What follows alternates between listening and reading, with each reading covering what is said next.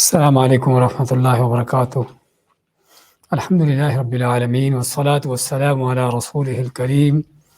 وعلی آلہ وصحبہ ومن سار علی نہجہ الی یوم الدین وسلم تسلیما کثیرا، اما بعد۔ سابقہ درس میں آیت نمبر 65 اور 66 لی گئی تھی، ان آیات کو دہراتے ہیں۔ یا ایھا النبی حرض المؤمنین علی القتال، اے نبی علیہ الصلوۃ والسلام ترغیب دلاؤ مومنوں کو قتال کے اوپر، جنگ کے اوپر، جس میں مسلمانوں کو جنگ و جہاد کے لیے، اللہ کی راہ میں، اللہ کے دین کے غلبے کے لیے، جنگ کے لیے ابھارنے کا حکم ہے۔ اور بیان ہوا تھا کہ قرآن و سنت کے کیا کیا انداز ہیں اس کام کو کرنے کے لیے، اس کے لیے ابھارنے کا کیا کیا طریقہ کار ہے، اس کی تفصیلاً بیان ہوا تھا۔ اور بلکہ یہاں پر بھی اس آیت کے اندر بھی اللہ تعالیٰ کی طرف سے وعدہ غلبے کا، اگرچہ تعداد جو ہے وہ بہت تھوڑی بھی کیوں نہ ہو اور کافر 10 گنا بھی زیادہ کیوں نہ ہو، تب بھی اللہ تعالیٰ غلبے کا وعدہ کرتا ہے۔ مَا إِن يَكُن مِّنكُمْ 20 صَابِرُونَ يَغْلِبُوا 200، کہ اگر تم میں سے 20 وہ ہوں کہ جو صبر کرنے والے، تو وہ غالب آئیں گے 200 پر۔ اور اگر تم میں سے منکم 100 اگر 100 ہوں، یغلبوا 200 یغلبوا 1000، تو غالب آئیں گے وہ 1000 پر۔ من الذین کفروا، ان لوگوں میں سے جنہوں نے کفر کیا، بأنہم قوم لا یفقہون، اس لیے کہ وہ ایسی قوم ہے کہ جو سمجھ بوجھ نہیں رکھتے۔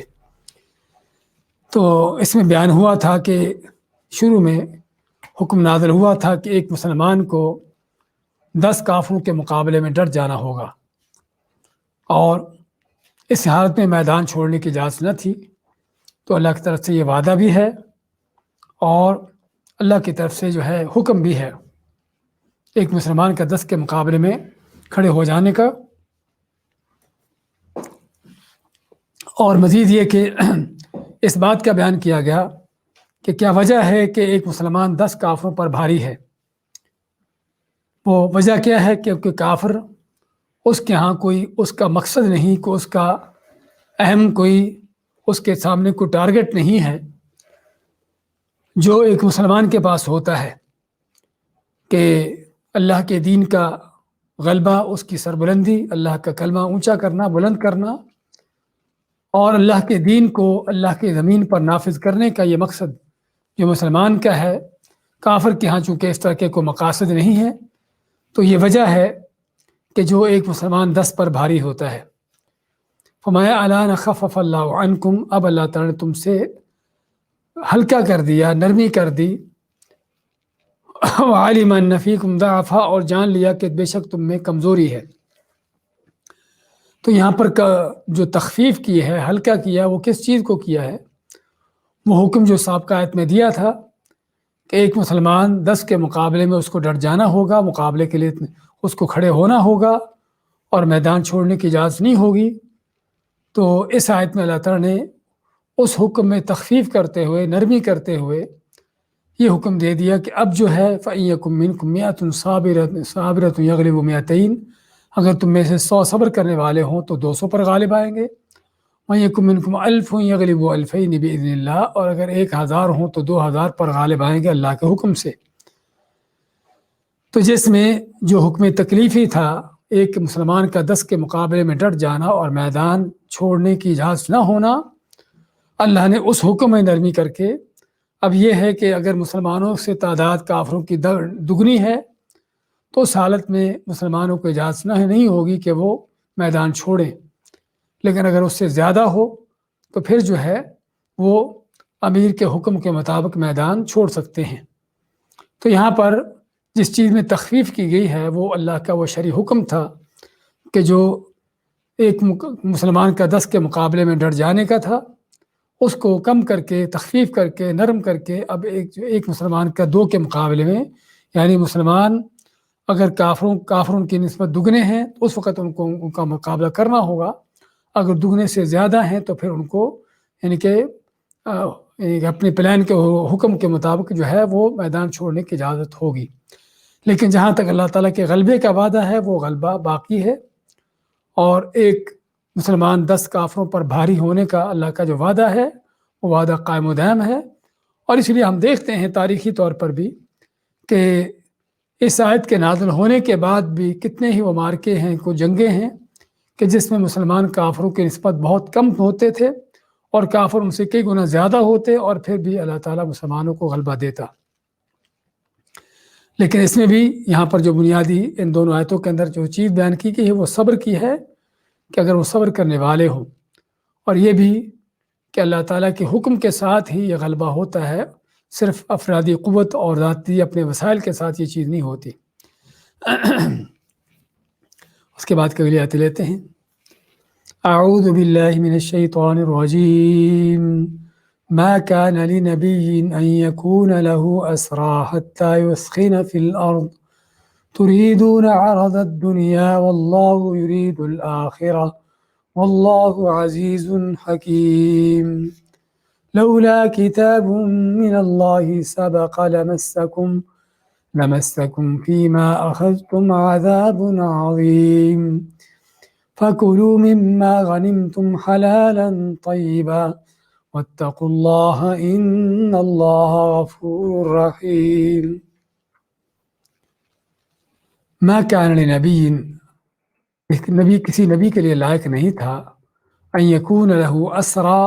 کہ اس کے اسرا قیدی ہوں، اسرا جمع اسیر کی، جس کے معنی جنگی قیدی کو کہتے ہیں اسیر، حتیٰ یہاں تک کہ یسخینا، اسخن یسخینو، کہ جس کے معنی خون بہانا، خون ریزی کرنا، تو کسی نبی کے لیے لائق نہیں کہ اس کو وہ لوگوں کو یا پھر دشمن کو قیدی بنائے، حتیٰ یہاں تک یسخینا فی الارض، وہ ان کافروں کا زمین میں خوب خون بہائے، ان کی قتل و غارت کرے، ان کو کچلے۔ تریدون عرض الدنیا، تم چاہتے ہو دنیا کا عرض، اس کا مال و متاع، اس کا سامان۔ واللہ یرید الآخرہ، جبکہ اللہ تعالیٰ آخرت چاہتا ہے۔ واللہ عزیز حکیم، اور اللہ تعالیٰ بڑا غلبے والا، حکمت والا ہے۔ لولا کتاب من اللہ سبق، اگر پہلے سے اللہ تعالیٰ کی طرف سے بات لکھی نہ ہوتی، لمسکم، تو یقیناً ضرور تمہیں پہنچتا، فیما اخذتم، اس کے بدلے میں جو تم نے لیا ہے، عذاب عظیم، بڑا عذاب پہنچتا۔ فکلوا، پس کھاؤ، مما غنمتم، جو تم نے غنیمت میں حاصل کیا، اس کو کھاؤ، حلالا طیبا، حلال اور طیب کے پاکیزہ طور پر، واتقوا اللہ، اور ڈر جو اللہ تعالیٰ سے، ان اللہ غفور الرحیم، بے شک اللہ تعالیٰ بڑا بخشنے والا، مہربان ہے۔ آیت نمبر 67 سے 69 تک کی تلاوت اور ترجمہ پیش کیا گیا ہے۔ فرمایا ما کان لنبی ان یکون لہ اسرا، کہ کسی نبی کے لائق نہیں ہے کہ اس کے جنگی قیدی ہوں، جسے بتایا ہے کہ اسرا جمع اسیر کی، اور اسیر کہتے ہیں جنگی قیدی کو، کہ کسی نبی کے لیے لائق نہیں، جائز نہیں کہ اس وقت اپنے دشمن کو، کافروں کو قیدی بنائے، حتیٰ یہاں تک یسخن فی الارض، کہ وہ زمین میں ان کافروں کے خوب خون بہائے، حتیٰ کہ اس کفر کو کچل دے، اس کی کمر ٹوٹ جائے۔ تو اس آیت میں جس چیز کا بیان ہوا ہے، اور اگلی آیتوں میں بھی، وہ اس چیز کا بیان ہے کہ کسی نبی کے لیے لائق نہیں ہے کہ جب تک اس کے مد مقابل جو کفر ہے، شرک ہے، اس کو مغلوب نہ کر دے، اس کو دبا نہ دے، اور جب تک کفر کی کمر ٹوٹ نہ جائے، اور جب تک جو ہے اس کا زور غلبہ ختم نہ ہو جائے، اس وقت تک کسی نبی کے لیے لائق نہیں کہ کافروں کو قیدی بنائے۔ ہاں، قیدی نہیں بنائے گا تو پھر کیا کرے؟ ہاں، یہ کرنا ہے حتیٰ یسخن فی الارض، یہاں تک کہ وہ خوب ان کافروں کے زمین پر خون بہائے، یعنی ان کافروں کو قتل کیا جائے، ان کو کچلا جائے، حتیٰ کہ جب ان کی کمر ٹوٹ جائے، کفر دب جائے، کفر کا غلبہ ختم ہو جائے، ہاں اس کے بعد تم ان کافروں کو اگر قیدی بنانا چاہتے ہو تو بناؤ۔ اور اس آیت کا اصل پس منظر جو ہے وہ جنگ بدر کے حوالے سے ہے، کہ جنگ بدر میں جس طرح کہ ہم نے سابقہ اس کے واقعات میں ذکر کیا ہے کہ اللہ تعالیٰ نے جب مسلمانوں کو غلبہ دیا اور کافر کچھ وہاں پر کٹ مرے اور باقی بھاگ اٹھے، تو مسلمانوں نے کیا کیا کہ ان کافروں کو پکڑنا اور ان کو جکڑنا شروع کیا، قیدی بنانا شروع کیا، بجائے ان کو قتل کرنے کے۔ کوشش کیا تھی کہ ان کو قیدی کیا جائے، تاکہ قیدی بنا کر پھر ان سے فدیہ لے کر، مال لے کر جو ہے ان کو چھوڑ دیا جائے یا ان سے مال لیا جائے۔ تو قیدی بنانے کا مقصد یہ تھا۔ اور عام طور پر دشمن یا جنگ کے اندر قیدی جو ہوتے ہیں ان کے پیچھے اسی طرح کے مقاصد ہوتے ہیں کہ یا تو ان کا فدیہ لیا جاتا ہے جس سے مالی طور پر لوگ مستفید ہوتے ہیں، یا پھر بعض اوقات مد مقابل دوسرے جنگی قیدی جو ہے ان کو آزاد کروایا جاتا ہے، یا اور کوئی مطالبات ہوتے ہیں کہ جو لوگ اس میں پورے کرواتے ہیں۔ تو اس لیے کوشش کرتے ہیں ان کے دشمن ایک دوسرے کے خلاف کہ اپنے دشمنوں کو قید کریں، قیدی بنائیں، تاکہ ان کو ذلیل و خوار بھی کریں اور پھر ان قیدیوں کے ذریعے سے طرح طرح کے مفادات بھی حاصل کریں۔ تو چنانچہ جنگ بدر جو کہ اسلام کا پہلا معرکہ تھا، اس میں ان کے لوگوں نے، صحابہ کرام نے، مسلمانوں نے اپنی اسی سابقہ جو روایات چل رہی تھی عربوں کے اندر، لوگوں کے اندر، اسی کے مطابق ان کافروں کو قید کرنا شروع کر دیا، قتل کرنے کے بجائے۔ تو اس پر اللہ تعالیٰ نے آپ صلی اللہ علیہ وسلم کے اوپر یہ آیت نازل کی کہ کسی نبی کے لائق نہیں ہے کہ وہ اپنے دشمن کو قیدی بنائے جب تک جو ہے اس دشمن کے، اس کافر کا خوب جو ہے خون نہ بہا لے، خوب ان کو کچل نہ دے، اس وقت تک ان کو قیدی بنانا جائز نہیں ہے۔ یعنی مراد جو ہے بیان کرنے کا یہ ہے کہ تم نہ سمجھو کہ کسی نبی کا کام صرف کافر کو، دشمن کو قیدی بنا کر ان سے فدیے لینا ہے یا غنیمتیں حاصل کر کے اپنے مال و دولت جمع کرنا ہے، بلکہ ہر نبی رسول کا اصل مقصد جو ہے وہ اللہ کے دین کو سربلند کرنا ہوتا ہے، اللہ کا کلمہ اونچا کرنا ہوتا ہے، اللہ کے دین کو، اللہ کی توحید کو اللہ کے زمین پر نافذ کرنا ہوتا ہے، کفر کو مٹانا ہوتا ہے۔ اور کفر کو مٹانے کے لیے صرف کافر کو، دشمن کو قیدی بنا لینا کافی نہیں ہے، بلکہ کفر کو مٹانے کے لیے ابتدائی طور پر جب تک کفر کا غلبہ ہے، جب تک کفر کی قوتیں طاقتیں کھڑی ہیں، اس وقت تک ضروری ہے کہ اس کافر کو مٹایا جائے، اس کو قتل کیا جائے۔ ہاں، جب کافر مغلوب ہو چکا ہو، دب چکا ہو، اس کے بعد اگر تم ان کو قیدی بنانا چاہتے ہو تو بناؤ۔ لیکن چونکہ جنگ بدر میں لوگوں نے ایسا کیا کہ کافروں کو ابھی تک چونکہ کفر کا پورا غلبہ تھا اور کفر اپنے پورے زور و شور کے ساتھ تھا، اور خصوصاً مکہ کے قریش کہ جو یہاں پر وہ دھاڑتے ہوئے آئے تھے کہ ہم بدر میں جائیں گے اور جا کر وہاں پر غلبہ پائیں گے مسلمانوں پر، ان کو کاٹے ماریں گے اور ناچے گائیں گے۔ تو ایسے کافر جو اس قدر بدترین عزائم لے کر آیا تھا، اس کو صرف قیدی بنا لینا یہ کوئی حکمت عملی نہ تھی کہ جس پر اللہ تعالیٰ نے مسلمانوں کی تعدیب کی کہ تمہارا یہ کام کرنا اللہ کو ناپسند ہے۔ اور اس لیے حتیٰ کہ سعد ابن معاذ رضی اللہ تعالیٰ عنہ جو مدینہ کے انصار کے سرداروں میں سے ہیں، ان کے بارے میں آتا ہے کہ جب انہوں نے دیکھا مسلمانوں کو کہ وہ کافروں کو قیدی بنا رہے ہیں، پکڑ رہے ہیں، قتل نہیں کر رہے، تو سعد ابن معاذ ان کو بڑے ایک ناراضگی کی حالت میں، ناگواری کی حالت میں دیکھ رہے ہیں۔ تو رسول اکرم صلی اللہ علیہ وسلم ان کو دیکھ کر فرماتے ہیں کہ معلوم ہوتا ہے کہ تمہیں مسلمانوں کا یہ کام پسند نہیں ہے۔ تو سعد بن معاذ فرماتے ہیں کہ اللہ کے نبی صلی اللہ علیہ وسلم، ہاں واقعی بات یہی ہے کہ یہ کفر اسلام کا پہلا معرکہ تھا کہ جس میں اللہ تعالیٰ نے مسلمانوں کو غلبہ دیا ہے اور کافروں کو شکست دی ہے۔ تو چاہیے تھا کہ اس کافر کو کچلا جاتا، ان کی کمر توڑی جاتی، ان کو قیدی بنانے کے بجائے ان کو قتل کیا جاتا۔ تو یہ تھا حقیقت میں، یعنی کہ وہ چیز جو ہونا چاہیے تھی۔ تو جس پر یعنی کہ جب صحابہ کرام نے اس کے برخلاف کام کر لیا اپنی اجتہادی غلطی سے، تو اس پر اللہ تعالیٰ نے تعدیب کی۔ آپ صلی اللہ علیہ وسلم بھی اس میں شامل ہیں، کیونکہ اس قیدی بنانے میں کافروں کو آپ صلی اللہ علیہ وسلم کو روکا نہیں بھی ان کو قیدی نہیں بناؤ بلکہ قتل کرو۔ تو آپ کا نہ روکنا بھی حقیقت میں اس لحاظ سے آپ کو بھی اس خطاب میں شامل کیا گیا کہ کسی نبی کے لائق نہیں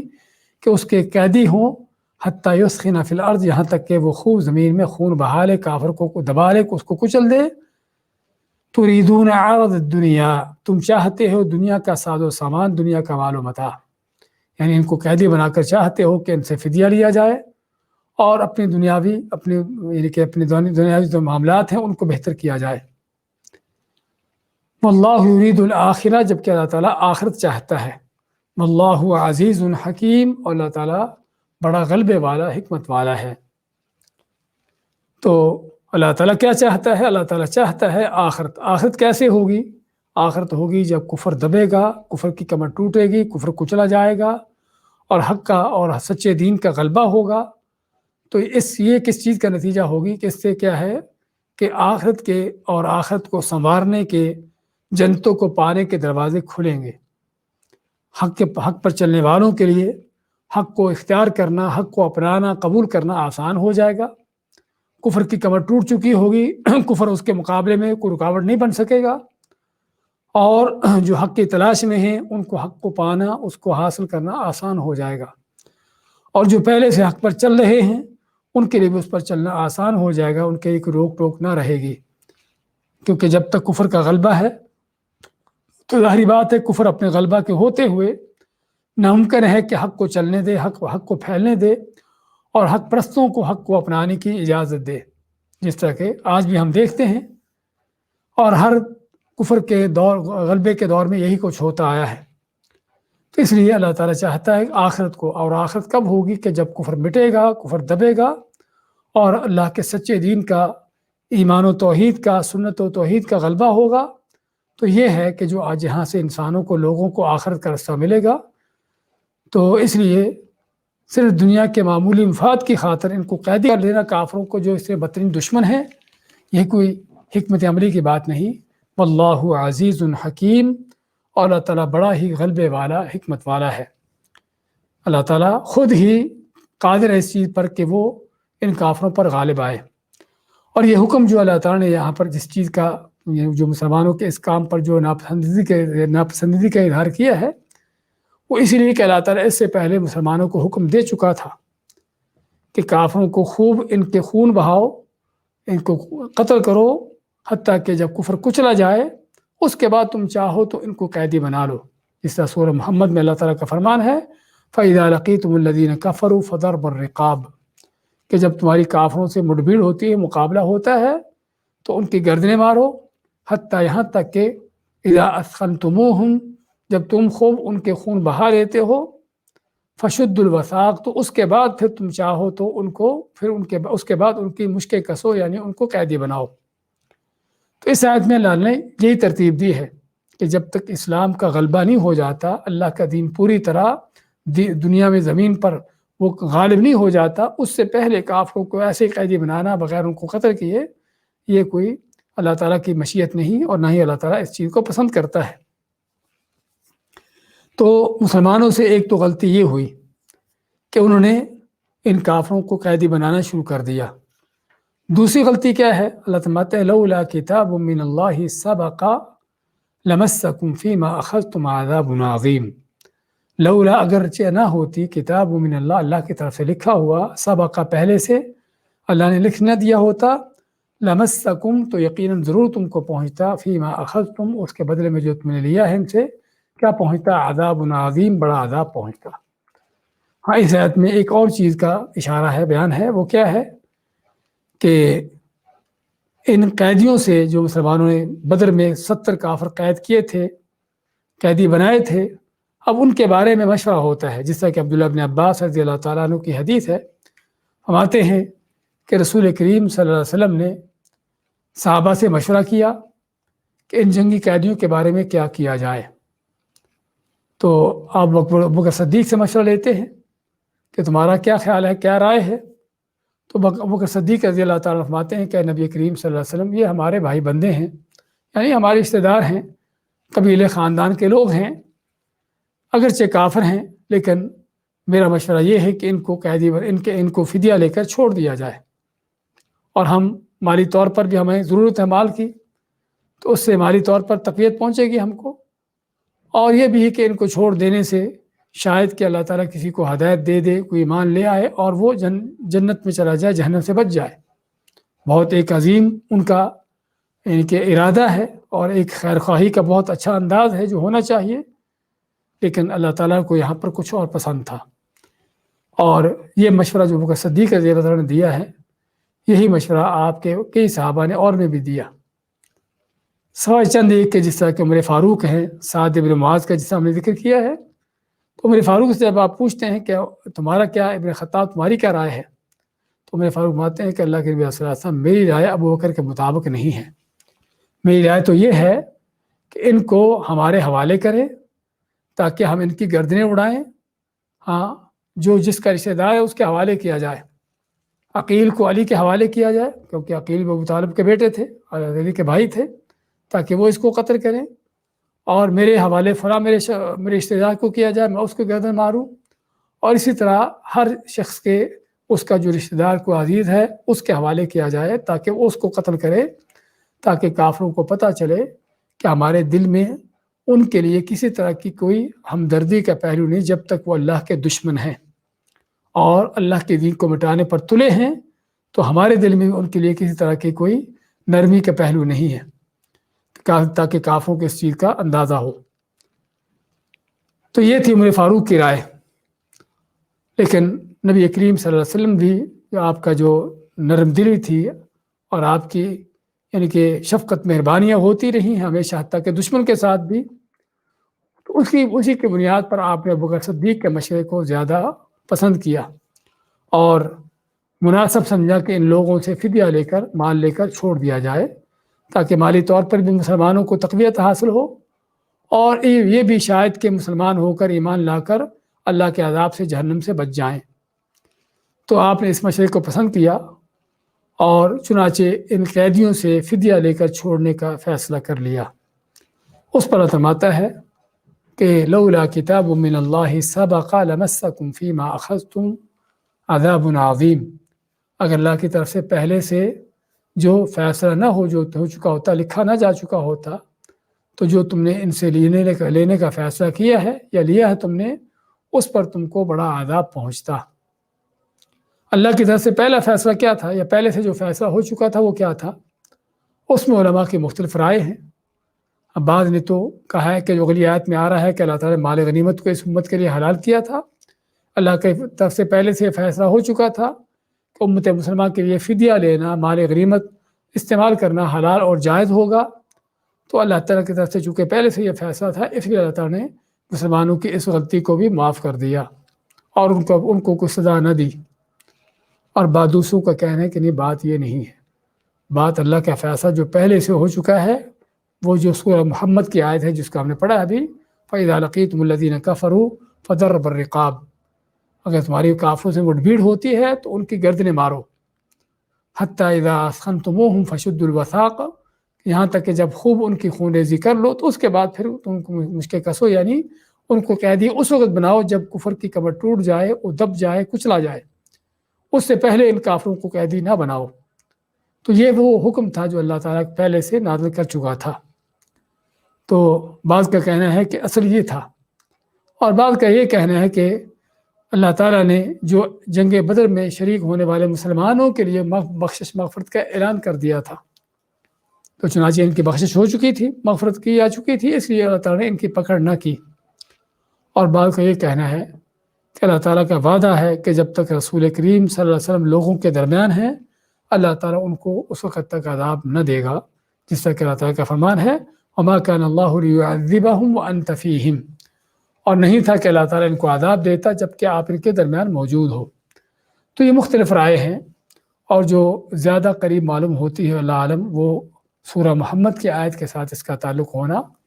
کہ اللہ تعالیٰ نے پہلے سے جو اس بات کا کہ حکم جاری کر دیا تھا اور اس بات کا فیصلہ کر دیا تھا کہ کافروں کو قیدی اس وقت تک نہ بناؤ جب تک جو ہے خوب ان کو دبا نہ دو، ان کو کچل نہ دو، تو اللہ کی طرف سے پہلے سے یہ فیصلہ ہو چکا تھا۔ تو اللہ مانتا ہے کہ اگر ایسا نہ ہوتا تو تم کو بڑا عذاب پہنچتا۔ تو یہ تھا ان آیات کا پس منظر کہ جس میں یعنی کہ ان کافروں کے بارے میں مسلمانوں سے حقیقت میں دو غلطیاں ہوئیں، ایک تو ان کافروں کو قیدی بنانا، ان کو قتل کرنے کے بجائے، اور پھر قیدی بنانے کے بعد بھی ان کو قتل کرنے کے بجائے ان سے فدیہ لے کر چھوڑ دینا۔ اصل چاہیے یہ تھا کہ مسلمانوں کو چاہیے تھا کہ ان کو کافروں کو قیدی بنانے کے بجائے ان کا تعاقب کر کے ان کو زیادہ سے زیادہ قتل کرتے، اور مکہ کا جو لشکر ہے قریش کا آیا ہوا، حتی الامکان جہاں تک ممکن ہوتا اس کو لشکر جو اس کو یعنی کہ ختم کرنے کی، اس کو مٹانے کی کوشش کرتے۔ اور اگر ایسا ہو جاتا اللہ کی تقدیر سے تو کیا ہے اس کا فائدہ یہ ہوتا کہ ہمیشہ کے لیے کم از کم مکہ کے قریش جو مسلمانوں کے حقیقت میں بدترین دشمن تھے، کم از کم یہ دشمن جو ہے اس کی طرف سے مسلمان جو ہے وہ پرامن ہو جاتے، ان کی کمر ٹوٹ چکی ہوتی اور ان کو دوبارہ مسلمانوں کے مقابلے میں کھڑے ہونے کی جرت نہ ہو سکتی، اور پھر کیا ہے کہ اسلام یا مسلمان باقی دشمنوں کے خلاف جو ہے ان کی مار کے آرائی رہتی اور غلبہ پا لیتے۔ لیکن ہم دیکھتے ہیں کہ اس چیز کا نتیجہ کیا ہوتا ہے، کافروں کو ان کے لوگوں کو قیدی بنا کر ان کو چھوڑ دینا، فدیہ دے کر، اس کا نتیجہ یہ ہوتا ہے کہ مکہ والوں کی کفر کو یعنی کہ جو کافر قریش تھے ان کی طاقت قوت پھر بھی بحال رہی، اور اس لیے جنگ احد کے لیے باقاعدہ اس سے بڑھ کر لشکر لے کے آتے ہیں، اور جنگ خندق میں اور بھی قبائل کو یہودیوں وغیرہ کو سبھی کو اکٹھا کر کے 10,000 کا ایک بہت بڑی فوج لے کر مدینہ پر چڑھائی کر دیتے ہیں۔ تو کہنے کا مقصد یہ ساری چیزیں اسی لیے ہوئی کیونکہ اب ان کو چھوڑ دیا گیا اور ان کو کچلا نہیں گیا۔ اگر جنگ بدر میں ان کو کچل دیا جاتا تو پھر دوبارہ سے ان کو مسلمانوں کے خلاف کھڑے ہونے کا موقع نہ آتا، اور حقیقت میں اس میں بہت بڑا ایک سبق ہے، اور صرف جنگ بدر کے حوالے سے نہیں بلکہ رہتی دنیا کے لیے اللہ تعالیٰ نے جو دیا ہے وہ یہ ہے کہ کافر اگر اس انداز سے بدترین دشمن ہو اسلام کا اور دین کا، تو پھر ایسے کافر کے لیے کسی طرح کی رعایت نہیں ہونی چاہیے، بلکہ اس کے ساتھ ایسا معاملہ کرنا چاہیے کہ جس طرح اللہ تعالیٰ ماتا ہے دوسری آیت پہلے جو پڑھا ہے کہ ان سے جو ہے ایسی مار مارو کہ ان کے پیچھے والے بھی بھاگ اٹھیں۔ تو اصل اسلام یہ چاہتا ہے ایسے دشمن کے ساتھ اس طرح کا معاملہ ہو۔ تو اس پر جو ہے اللہ ماتا ہے کہ لولا کتاب من اللہ سبقا، اگر اللہ تعالیٰ کی طرف سے پہلے سے یہ کتاب نہ لکھی ہوتی کہ تم کو یعنی کہ فدیہ لے کر چھوڑ دینے کا، یہ اللہ نے چیز جائز نہ قرار دی ہوتی، یا مال غنیمت تمہاری اس امت کے لیے حلال نہ کیا ہوتا، اگر ایسا نہ ہوتا تو لمسکم فیما اخذتم عذاب عظیم، کہ جو تم نے کافروں سے فدیہ لینے کا فیصلہ کیا ہے اس پر تم کو جو ہے بڑا عذاب پہنچتا۔ تو یہ ہے اس آیت کا پس منظر، یہ اس آیت کے حوالے سے، اور اس لیے صحیح احادیث میں ہے کہ جبرائیل علیہ السلام رسول کریم صلی اللہ علیہ وسلم کے پاس آتے ہیں، جس طرح کہ ترمذی کی حدیث ہے، اور فرماتے ہیں کہ بدر کے ان قیدیوں کے حوالے سے اپنے ساتھیوں کو، اپنے صحابہ کو کہو کہ ان کو اختیار ہے کہ چاہے تو وہ ان کو قتل کریں اور چاہے تو ان سے فدیہ لے کر ان کو چھوڑ دیں، لیکن اگر ان سے فدیہ لے کر چھوڑتے ہیں تو اس کے نتیجے میں اتنے ہی لوگ یعنی کہ مسلمانوں میں سے آئندہ قتل کیے جائیں گے، یعنی آئندہ آنے والے مارکے میں جتنے لوگوں کو تم فدیہ لے کر چھوڑتے ہو کافروں میں سے، اتنے ہی تم لوگوں کی شہادت ہوگی، وہ قتل کیے جائیں گے جنگ میں۔ تو صحابہ کرام نے دیکھا کہ اس میں ہمارا کوئی نقصان خسارہ نہیں ہے، اس لیے کہ پہلی بات تو ان قیدیوں سے فدیہ جو ملے گا اس سے مالی طور پر حالات بہتر ہوں گے، تقویت ملے گی، اور دوسرا اگر ان کے مد مقابل اللہ تعالیٰ 70 مسلمانوں کو شہادت عطا کر دیتا ہے تو وہ بھی ان کے لیے کیا ہے، ان کے لیے عظیم مرتبہ ہے۔ شہادت کی موت کوئی نقصان کی موت نہیں، بلکہ عظیم الشان وہ موت ہے کہ جس کی نبی کریم صلی اللہ علیہ وسلم نے بار بار تمنا کی ہے۔ تو اس لیے صحابہ نے سمجھا کہ اس میں کوئی خسارے کا معاملہ نہیں ہے، بلکہ اگر یہ شرط ہے کہ ہمارے آئندہ 70 ہمارے شہید ہو جائیں، اگر ہم سے فدیہ لیتے ہیں تو ہمیں یہ شرط قبول ہے۔ تو یہ تھا وہ فیصلہ جو صحابہ کرام اور آپ صلی اللہ علیہ وسلم نے کیا صحابہ کرام کے مشورے سے۔ لیکن ہوتا کیا ہے، اللہ تعالیٰ ہے کہ اگر تم نے اللہ کی طرف سے پہلے سے فیصلہ نہ ہو چکا ہوتا تمہارے لیے مال غنیمت حلال ہونے کا، فدیہ لینے کو جائز قرار دینے کا، تو تم کو بڑا عذاب پہنچتا، اس جو تم نے لیا اس کے بدلے میں تم کو بڑا عذاب پہنچتا۔ تو میرے فاروق ماتے ہیں کہ میں اگلے دن آپ صلی اللہ علیہ وسلم کے پاس جب جاتا ہوں تو آپ کے ساتھ ابوبکر صدیق بیٹھے، آپ دونوں ہی رو رہے ہیں۔ تو آپ میرے فاروق پوچھتے ہیں کہ اللہ کے نبی صلی اللہ علیہ وسلم مجھے بھی بتائیے کہ رونے کی وجہ کیا ہے، اگر تو واقعی کوئی ایسی بات ہے کہ رونے والی، میں بھی آپ کے ساتھ اس میں شریک ہوں۔ تو آپ مانتے ہیں کہ بدر کے قیدیوں کے حوالے سے جو یعنی ابوبکر صدیق اور دوسرے لوگوں نے مشورہ دیا تھا، اس پر اللہ تعالیٰ کے حکم نازل ہوا ہے کہ اگر اللہ کی طرف سے پہلے سے فیصلہ ہو چکا ہوتا تمہارے لیے مال غنیمت فدیہ حلال ہونے کا، تو تم کو جو ہے اس فدیہ لینے پر جو ہے بڑا عذاب پہنچتا۔ اور رسول کریم صلی اللہ علیہ وسلم جو ہے ایک قریب کے درخت کی طرف یا جھاڑی کی طرف اشارہ کرتے فرماتے ہیں کہ میں اس جھاڑی کے قریب اس عذاب کو دیکھ چکا ہوں۔ اور بعض روایات میں یہ بھی ہے کہ اگر وہ عذاب آتا تو عمر اور اس طرح کے لوگ جنہوں نے مشورہ دیا تھا کافروں کو قتل کرنے کا، ان کے سوا باقی سبھی جو ہے اس عذاب میں مبتلا ہوتے۔ اور جس میں حقیقت میں ایک اور تربیتی درس ملتا ہے، وہ کیا ہے کہ کائنات کا قادر مطلق اور حاکم مطلق اللہ کی ذات ہے، اور اللہ کے اگر کسی ایسی چیز کو جو اللہ کو ناپسند ہے وہ کرنے والا کوئی نبی رسول بھی نہیں بلکہ نبیوں کا سردار بھی کیوں نہ ہو، اللہ تعالیٰ اس کی بھی چاہے تو پکڑ کر سکتا ہے۔ فما فَكُلُوا مما غنمتم حلالا طیبا، پس جو تم نے غنیمت میں حاصل کیا ہے کھاؤ اس کو حلال اور طیب پاکیزہ۔ ہاں جی، اس میں مال غنیمت کو استعمال کرنے کی اجازت دی گئی۔ اب اس اجازت کی ضرورت کیا پڑی، حالانکہ مال غنیمت تو اللہ نے حلال کیا تھا اس امت کے لیے، جس طرح کہ حضرت جابر کی حدیث ہے صحیح بخاری و مسلم کی کہ نبی کریم صلی اللہ علیہ وسلم فرماتے ہیں احلت الغنائم ولم تحل لأحد قبلی، کہ میرے لیے مال غنیمت کو حلال کر دیا گیا جبکہ اس سے پہلے مجھ سے پہلے کسی کے لیے اس کو حلال نہ کیا گیا تھا۔ تو اس امت کے اوپر اللہ تعالیٰ کے جو انعامات ہیں اس میں یہ بھی کہ اللہ نے مال غنیمت کو اس امت کے لیے حلال کیا،